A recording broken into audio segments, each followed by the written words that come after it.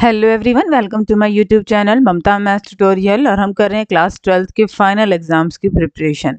One by one हम बेटा chapters को डिस्कस करेंगे कि इस चैप्टर में कितने नंबर के क्वेश्चन आ सकते हैं और इम्पोर्टेंट क्वेश्चंस को भी डिस्कस करेंगे। आज के लेक्चर में हम चैप्टर 1 को डिस्कस करेंगे। ब्लूप्रिंट के अकॉर्डिंग आपका चैप्टर 1 में से 1 नंबर के क्वेश्चन आएंगे, 2 का और एक 3 नंबर का क्वेश्चन आने के चांसेस हैं। ठीक है, डिस्कस करते हैं important question. Question number 1, let f from r to r be defined as f of x equal to x square. Choose the correct answer. F is 1 1 on 2, f is many 1 on 2, f is 1 1 but not on 2, f is neither 1 1 nor on 2। हमें ये बताना है कि कौन सा option सही है। हमें रियल टू रियल दे रखा है और फंक्शन इस तरह से डिफाइंड है। एक बार हम डायग्राम बना लें इसका, उससे इजी हो जाएगा अगर हम डायरेक्ट वैसे नहीं देख पा रहे हैं। रियल नंबर्स हैं 1 2, पॉजिटिव भी आएंगे, नेगेटिव नंबर भी आएंगे, 0 भी आएगा, बटे में भी आएंगे।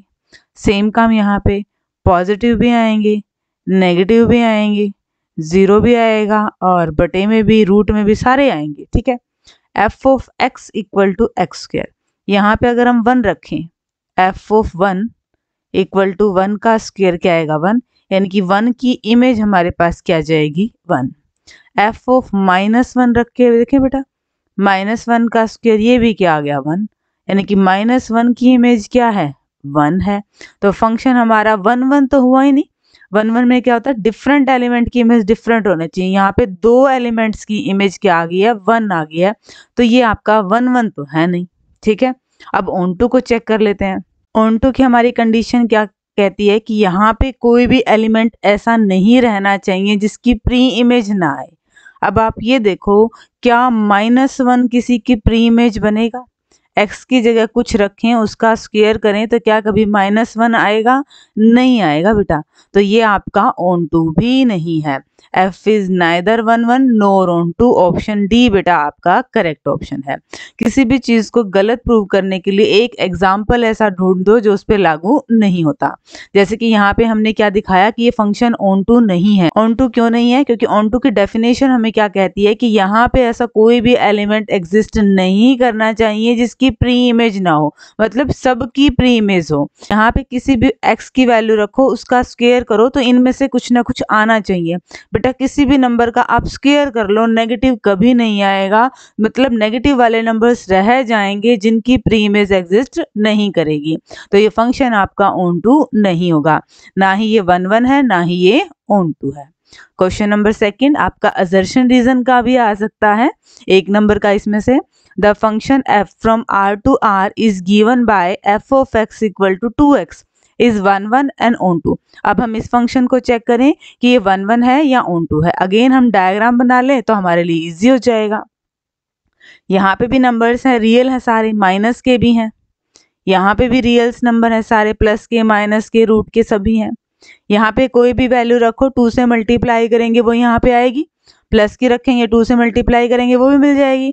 माइनस की रखेंगे 2 से मल्टीप्लाई करेंगे वो भी मिल जाएगी। तो फंक्शन हमारा 1 1 तो है। क्या ऑन टू है? बिल्कुल, ये फंक्शन ऑन टू भी है। क्यों? क्योंकि हमारे पास फंक्शन क्या है, रियल से लेकर रियल तक है। आप कोई भी एलिमेंट देखो, उसकी प्री इमेज एग्जिस्ट करेगी ही करेगी। वैसे हम इसको कैसे प्रूव करते हैं, देखिए जरा। हम लेते हैं f of x equal to Y. f of x यहाँ पे क्या है 2x equal to Y. x क्या है y बाय 2, मतलब वो किससे बिलोंग करता है, रियल नंबर से।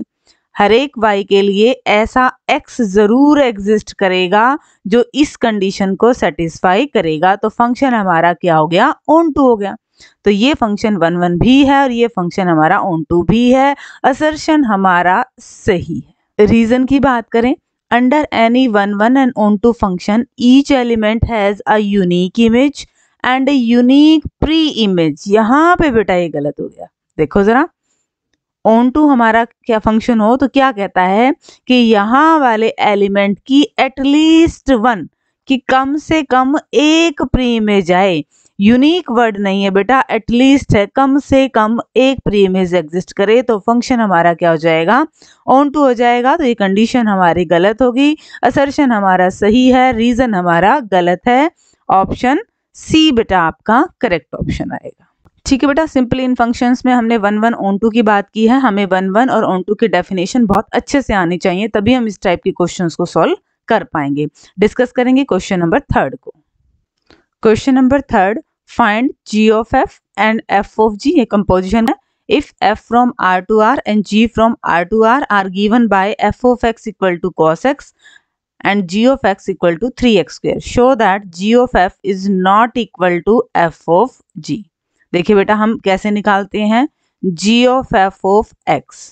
फर्स्ट स्टेप में हम जो ये o होता है, ये कंपोजिशन होता है, इसको हटा देते हैं।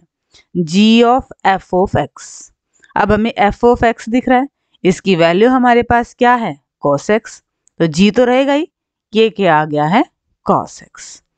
अब g में x किस तरह से डिफाइंड है कि अगर यहाँ जो होता है उसका स्क्वायर करके 3 से मल्टीप्लाई कर देते हैं।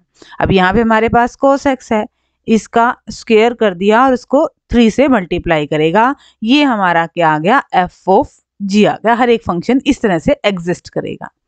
अब f ऑफ g निकालें। फर्स्ट स्टेप में हम कंपोजिशन हटाएंगे।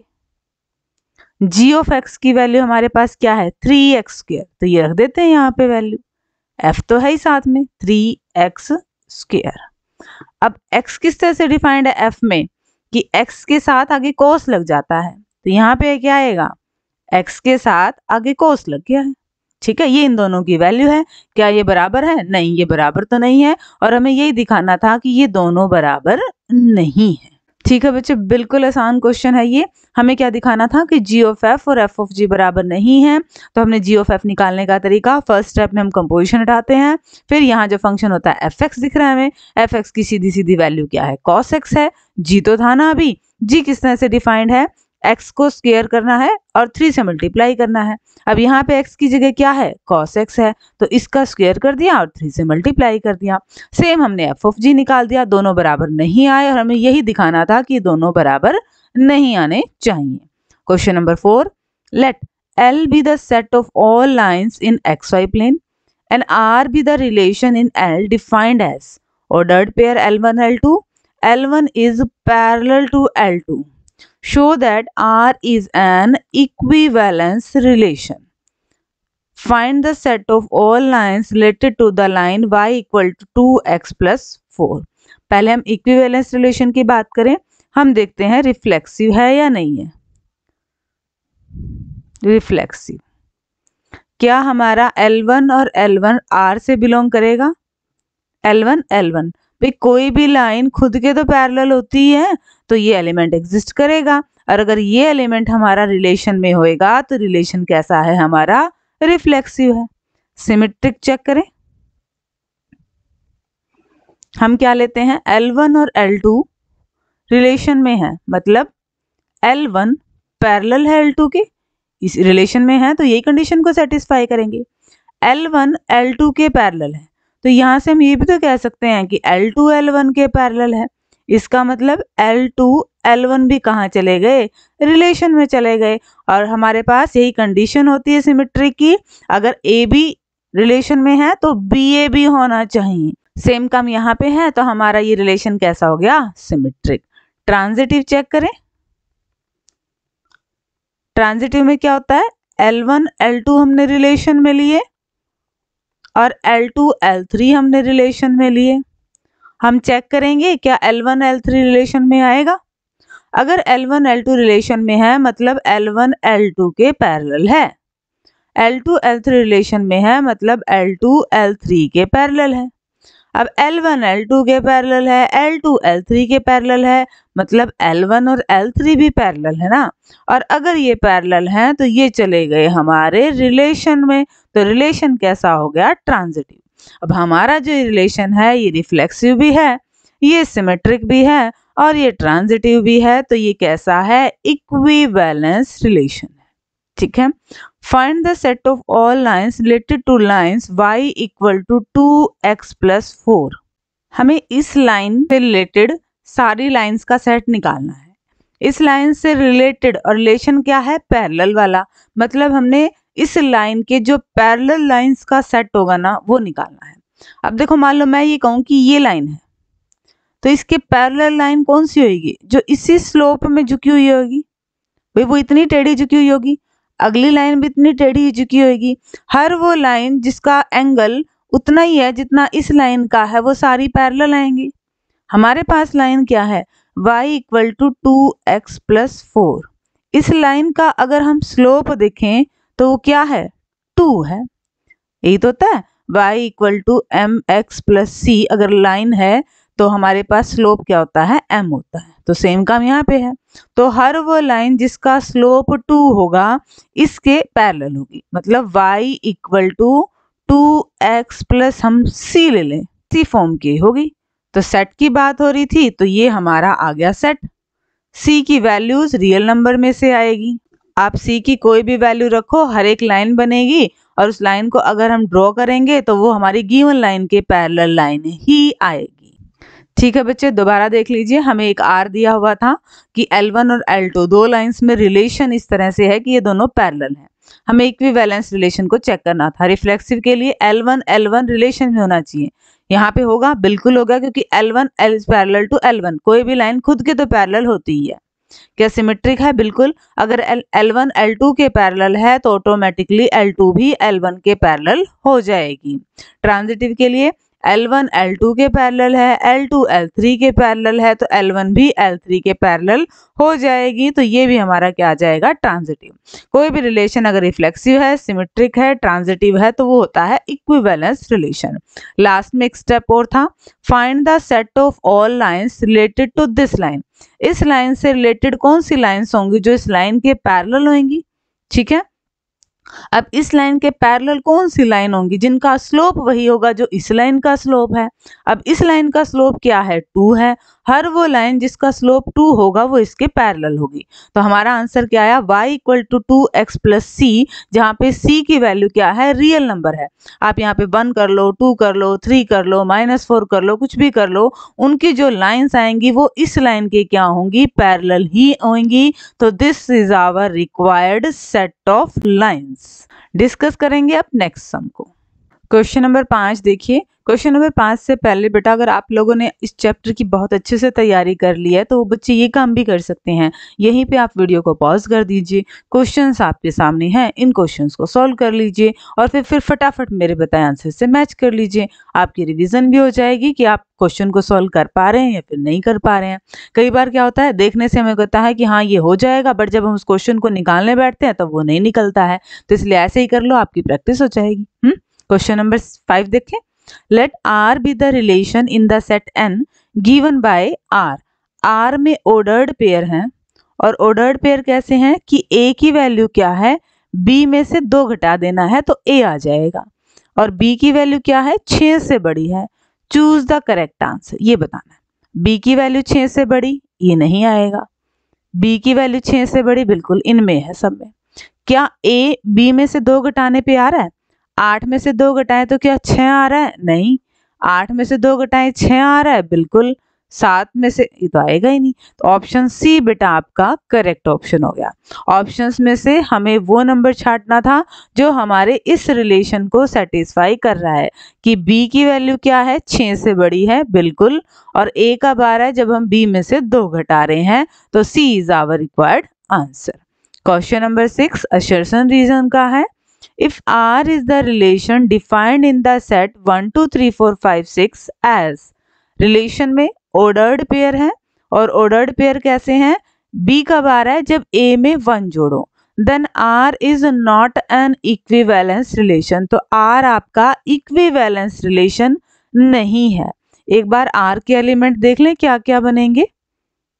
B कब आ रहा है, जब A में 1 जोड़ो, 1 है तो यहाँ पे क्या आएगा, 2 है तो क्या आएगा, 3 है तो 4 है तो 5 और 5 है तो 6। आगे नहीं ले सकते क्योंकि अगर 6 लेंगे तो नेक्स्ट हमारे पास 7 आना चाहिए और वो हमारे सेट में है ही नहीं। ये आएगा आपका रिलेशन। अब ये देखना है क्या ये इक्विवेलेंस नहीं है।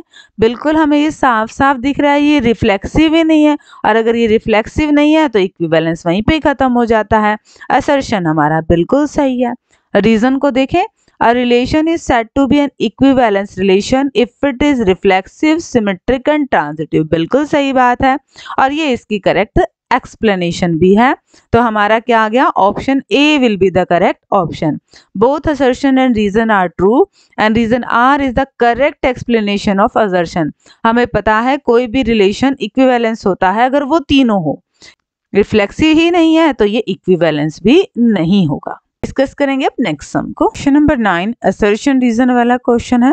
अगर let a equal to 1 2 and b equal to 3 4 then number of relations from a to b is 16। Number of relation होते हैं बेटा 2 की पावर m इंटू n, जहाँ पे m होते हैं a सेट के एलिमेंट्स और n होते हैं b सेट के एलिमेंट। ट्रू और टू क्या हो गया 4, 2 की पावर 4 16। बिल्कुल असर्शन हमारा सही है। रीजन को देखें, अगर number of element in set A P है, number of element in set Q B Q है, the number of relation is 2 की पावर पी क्यू। बिल्कुल यही हमारा रिलेशन की संख्या निकालने का तरीका है। तो both assertion reason are true and reason is the correct explanation of assertion. Question number 10 देखें। Show that the function f from r to r defined as f of x equal to X square is neither 1 1 nor 2। ऐसा question हमने किया भी था। Function हमारा real to real है। हम check करेंगे पहले 1 1 की कंडीशन को। कैसे, अगर हम x की जगह 1 रखें तो क्या आ रहा है 1 का स्क्वायर इक्वल टू 1। अगर हम f की जगह -1 रखें तो -1 का स्क्वायर क्या आ रहा है 1। डिफरेंट एलिमेंट की सेम इमेज होगी। 1 1 के लिए क्या होना चाहिए, डिफरेंट एलिमेंट की डिफरेंट इमेज होनी चाहिए। तो ये फंक्शन हमारा 1 1 नहीं है, नॉट 1 1। ऑन टू चेक कर ले। ऑन टू के लिए हमें एक नंबर ढूंढना होता है, एटलीस्ट कम से कम एक नंबर हम ढूंढ दे जिसकी प्री इमेज एग्जिस्ट नहीं करती। हम यहाँ पे सीधा लिख सकते हैं here -1 belongs to R, have no pre image, no pre image,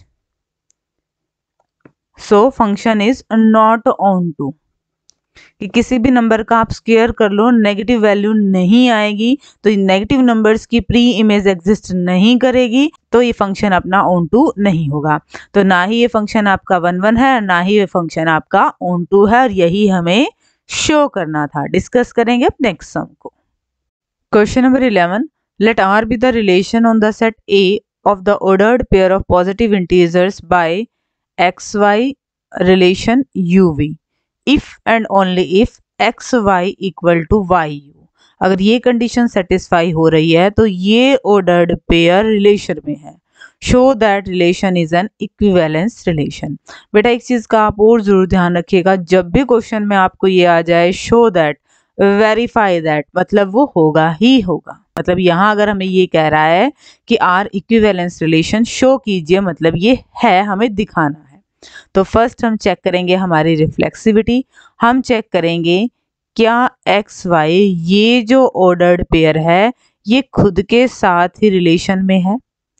जरा चेक करें रिलेशन में कब होगा, अगर ये इस कंडीशन को सेटिस्फाई करेगा।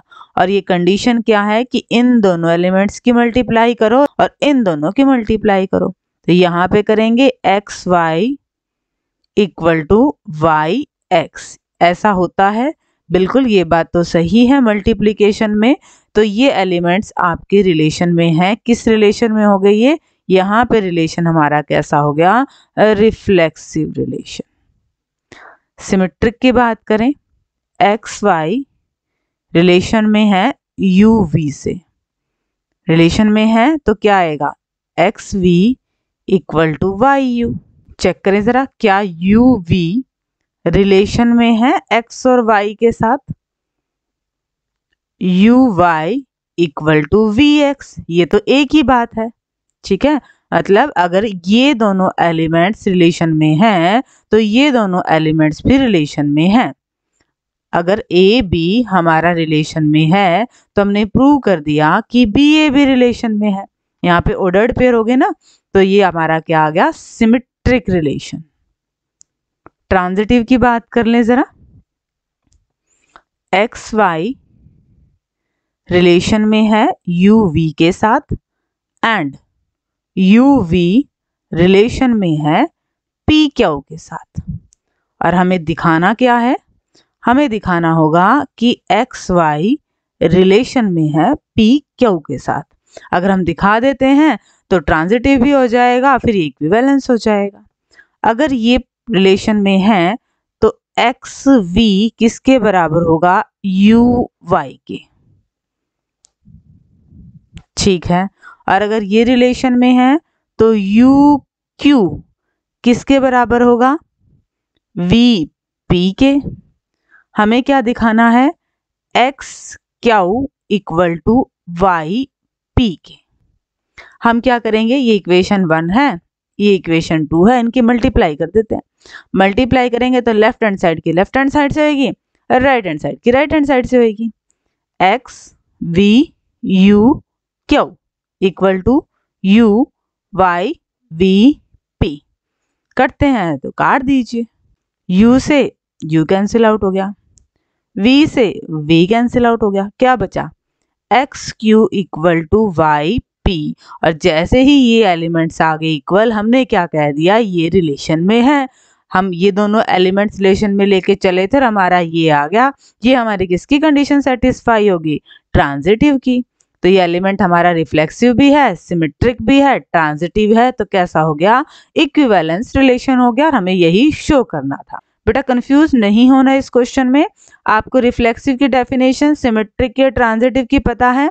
हर बार नॉर्मली एक एक एलिमेंट होते थे, अब एलिमेंट ना हो के अब ऑर्डर्ड पेयर पे जाना हमने, क्योंकि हमारा रिलेशन ही किस पे है? ऑर्डर्ड पेयर्स पे है। तो रिफ्लेक्सिव के लिए हमने क्या कर दिया कि क्या ये ऑर्डर्ड पेयर इसी ऑर्डर्ड पेयर के रिलेशन में है? अगर रिलेशन में है तो ये कंडीशन सेटिस्फाई होनी चाहिए कि x और y की मल्टीप्लाई करें तो y और x की मल्टीप्लाई करे के बराबर आना चाहिए, और ये तो ऑटोमेटिक बराबर होते ही हैं। मतलब ये ऑर्डर्ड पेयर खुद के साथ ही रिलेशन में है, तो रिफ्लेक्सिव रिलेशन हो गया। सिमेट्रिक के लिए हमने क्या माना कि एक्स वाई रिलेशन में है यूवी के साथ। हम चेक करेंगे कि क्या यूवी भी रिलेशन में है एक्स वाई के साथ। अगर ये रिलेशन में है तो इस कंडीशन को सेटिस्फाई करेंगे, और यही कंडीशन हमारी सेम है। अगर हम इनकी जगह पलटते हैं तब भी यही कंडीशन सेटिस्फाई होती है, और ये हमारी डेफिनेशन किसकी थी? सिमेट्रिक की।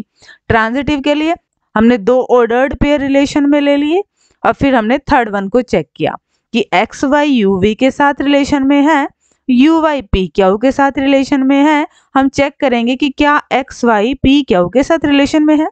अगर ये रिलेशन में है तो इस कंडीशन को सेटिस्फाई करेगा। इन दोनों की गुणा कर दो बराबर इन दोनों की गुणा कर दो। अगर ये रिलेशन में है तो इन दोनों की गुणा कर दो बराबर इन दोनों की गुणा कर दो, ये रिलेशन आएगा। दो इक्वेशंस हमें मिल गई है, इनकी हमने मल्टीप्लाई कर दी तो हम इस रिजल्ट पे पहुंचे। मतलब हमारा ये वाला point ordered pair X Y और पी क्या भी किस में है? रिलेशन में है। और यही हमारी ट्रांजिटिविटी की कंडीशन थी कि अगर ए बी आर में है, बी सी आर में है, तो ए सी भी होने चाहिए। ठीक है। Question number 12, let R be the relation in set N given by ordered pair A B. A minus B का mod is a multiple of 4 and b is less than 4। b 4 से छोटा होना चाहिए, ये भी नहीं आएगा। b 4 से छोटा होना चाहिए, ये भी नहीं आएगा। b 4 से छोटा होना चाहिए, ये आएगा। b 4 से छोटा होना चाहिए, ये आएगा। फिर दूसरी बात क्या कह रहा था कि a और b को घटाएं तो 4 का मल्टीपल आए। अब 3 और 2 को घटाएंगे तो क्या 4 का मल्टीपल आएगा? नहीं आएगा। 3 और 15 को घटाएं तो क्या आ रहा है? 12। 12 4 का मल्टीपल है, बिल्कुल 4 के पहाड़े में आता है, तो ऑप्शन सी हमारा करेक्ट ऑप्शन आ गया। ये वाले क्वेश्चन बेटा बहुत आसान है। आपने ऑप्शंस को देखना है कि कौन सा ऑप्शन आपकी गिवन रिलेशन की कंडीशन को सेटिस्फाई कर रहा है। डिस्कस करेंगे अब नेक्स्ट सम को। क्वेश्चन नंबर 13 देखिए बेटा, if R is the relation in the set 1 2 3 4 given by, relation में ये एलिमेंट है, then R is not an equivalence relation. क्या ये रिफ्लेक्सिव है? 1 1 है, ठीक है, 2 2 है, 3 3 है, 4 4 है, रिफ्लेक्सिव तो है। सिमेट्रिक देखें, 1 2 है, क्या 2 1 है? नहीं है। सिमेट्रिक नहीं है, तो ये इक्विवेलेंस नहीं है। रिफ्लेक्सिव, ट्रांजिटिव, सिमेट्रिक में से एक भी नहीं है, तो इक्विवेलेंस नहीं होगा। इक्विवेलेंस के लिए तीनों ही होने जरूरी हैं। रिलेशन क्या कहता है? A relation is said to be an equivalence relation if it is reflexive, symmetric, transitive। बिल्कुल दोनों बातें सही हैं, और ये करेक्ट एक्सप्लेनेशन भी है। ऑप्शन ए बेटा आपका करेक्ट ऑप्शन आ जाएगा। डिस्कस करेंगे नेक्स्ट स्लाइड में क्वेश्चन नंबर 14 को। Question number 14, Check the injectivity and surjectivity of the function f from z through z given by f of x equal to mod x. Injectivity का मतलब बेटा हमें 1 की condition को check करना है और सर्जेक्टिविटी का मतलब हमें ऑन टू की कंडीशन को चेक करना है। अगर आ जाता बाइजेक्टिव तो इसका मतलब 1 ऑन टू दोनों को ही हमें चेक करना होता कि हमारा फंक्शन है या नहीं है। फंक्शन दे रखा है z से लेकर z तक और किस तरह से डिफाइंड है f of x equal to mod x। यहाँ पे हमें मोड x की डेफिनेशन का पता होना चाहिए। हम कैसे कह देते हैं कि -3 का मोड 3 होगा। नेगेटिव नंबर का मोड हम पॉजिटिव नंबर कैसे ले लेते हैं, ये इसकी डेफिनेशन होती है बेटा।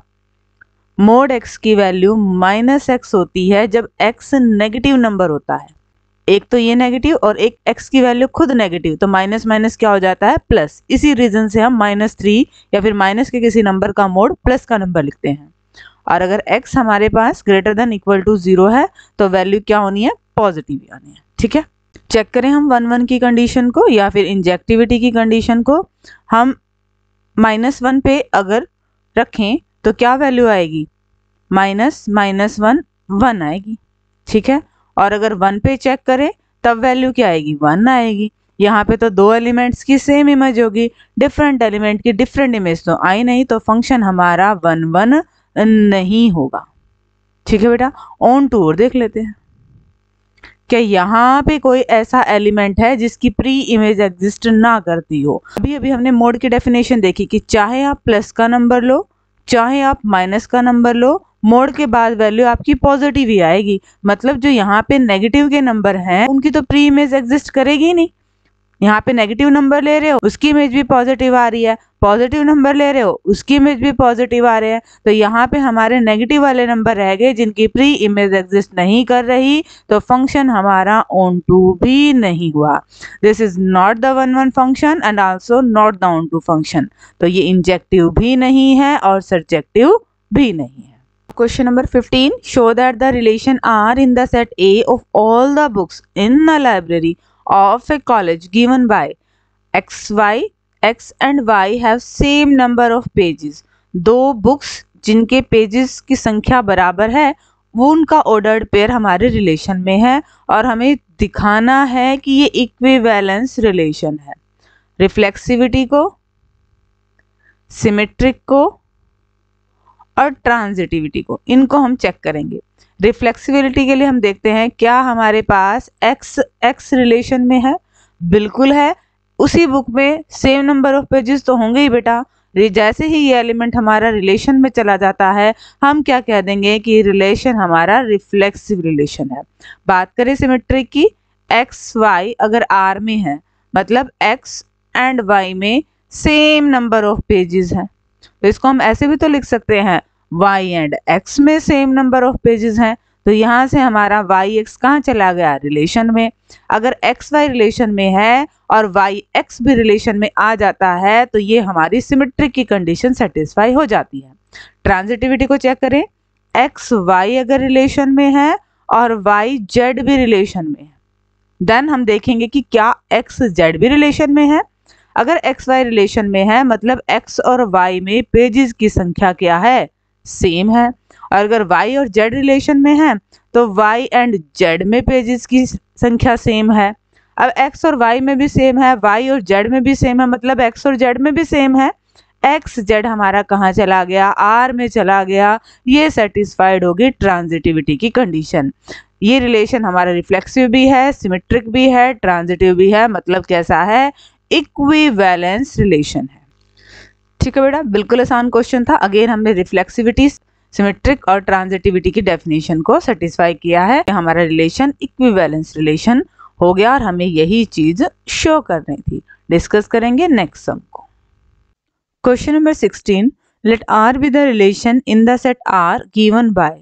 रिलेशन में ऑर्डर्ड पेयर हैं और ए की value less than equal to B square है। हमें चूज द करेक्ट आंसर कि हम यहाँ वाले नंबर का स्क्वायर करें तो ये उससे छोटा आए या बराबर आए। अब 1 का स्क्वायर करेंगे 3 उससे छोटा तो है नहीं, 0 का स्क्वायर करेंगे 5 उससे छोटा तो है नहीं, 2 का स्क्वायर करेंगे 4, 9 उससे छोटा तो है ही नहीं, 3 का स्क्वायर करेंगे 9, 4 छोटा है 9 से, ऑप्शन सी ही ऐसा है जो कंडीशन को सेटिस्फाई कर रहा है। Question number 17, let L be the collection of all lines in a plane and R be the relation on L as R में क्या है, ordered pair हैं उन lines के L1 is perpendicular to L2 is a symmetric relation। हमें symmetry check करना है। Symmetric में क्या होता है, अगर A B रिलेशन में है तो हमें चेक करना होता है क्या B A रिलेशन में है। यहाँ पे L1 और L2 रिलेशन में है, मतलब L1 जो है परपेंडिकुलर है L2 के। L1 L2 ये मान ले। अब ध्यान से देखो, अगर L1 L2 के परपेंडिकुलर है तो L2 भी तो L1 के परपेंडिकुलर है। यहाँ से हम लिख सकते हैं L2 परपेंडिकुलर है L1 के, तो L2 L1 वाला एलिमेंट भी हमारा R में चला गया और ये हमारा सिमेट्रिक रिलेशन बन गया। Reason, a relation R is said to be symmetric if, अगर A भी R में है तो BA भी R में होना चाहिए। बिल्कुल यही हमारी सिमेट्रिक रिलेशन की डेफिनेशन है। Option A, both assertion and reason are true and reason R is the correct explanation of assertion A. Discuss करेंगे नेक्स्ट सम को। Question number 18, check the injectivity and surjectivity of the function f r-0 से लेकर r-0 given by f of x equal to 1/x। यहाँ पे बेटा r-0 का मतलब सारे रियल नंबर बस 0 को छोड़ दें। हमारे पास फंक्शन क्या है, f of x equal to 1/x। Injectivity मतलब 1 1 हम चेक करते हैं। हम दो एलिमेंट्स की इमेज बराबर लेके चलते हैं। f of x1 equal to F of x2। अब f ऑफ x1 की यहाँ से वैल्यू निकालेंगे तो क्या आएगी 1/x1। f ऑफ x2 की वैल्यू निकालेंगे तो क्या आएगी 1/x2। क्रॉस मल्टीप्लाई करेंगे तो x1 किसके इक्वल आ गया बेटा, x2 के। हम दो एलिमेंट्स की इमेज बराबर लेके चले थे, एलिमेंट्स बराबर आ गए तो फंक्शन हमारा 1 1 प्रूव हो गया। ये 1 1 चेक करने का तरीका है बेटा। दो एलिमेंट्स की इमेज बराबर लेके चलो, अगर एलिमेंट्स इक्वल आ जाएं तो फंक्शन 1 1 होता है। हम चेक कर रहे हैं अब ऑन टू को। यहाँ से इस सेट से हमने कोई भी आर्बिट्रेरी एलिमेंट y उठाया, देन f ऑफ x किसके इक्वल हो गया, हमारे y के इक्वल हो गया। f ऑफ x की वैल्यू किस तरह से डिफाइंड है 1/x। यहाँ से कर दीजिए क्रॉस मल्टीप्लाई, तो x की वैल्यू क्या आ गई है 1/y।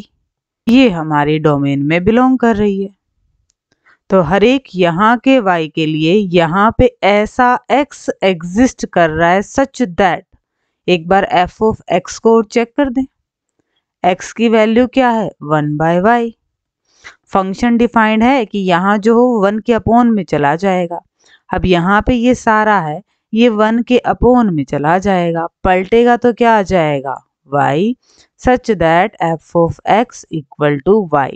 हमने क्या प्रूव किया कि यहाँ के हर एक एलिमेंट के लिए यहाँ पे एक ऐसा x एग्जिस्ट करेगा कि वो y की प्री इमेज होगा। ऑन टू में हम ये तो देखते हैं कि यहाँ पे कोई एलिमेंट खाली नहीं रहना चाहिए। यहाँ पे भी हमने वही प्रूव किया है कि यहाँ के हर एक एलिमेंट के लिए यहाँ एक एलिमेंट होगा जो प्री इमेज बनाएगा। तो ये फंक्शन हमारा क्या हो गया ऑन टू हो गया। अब डिस्कस करेंगे आज के लेक्चर का last sum. Show that the relation R defined in the set A of all polygons as R में कैसे ऑर्डर्ड पेयर है p1 p2 both have same number of sides is an equivalence relation. ये हमें show करना है। तो पहले हम रिफ्लेक्सिव रिलेशन देख लेते हैं, ये है या नहीं है। क्या p1 बिलोंग करेगा हमारे R से? बिल्कुल करेगा, क्योंकि सेम पॉलीगन में ही सेम नंबर ऑफ साइड्स होंगे, तो हमारा ये रिलेशन रिफ्लेक्सिव हो गया। बात करते हैं सिमेट्रिक की।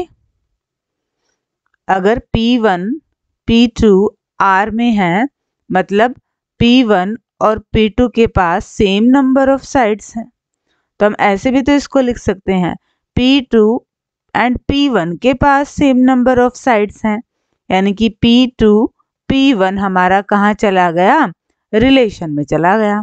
हम ए बी को लेके चले थे, हमें बी ए बी मिल गया, रिलेशन हमारा क्या हो गया सिमेट्रिक।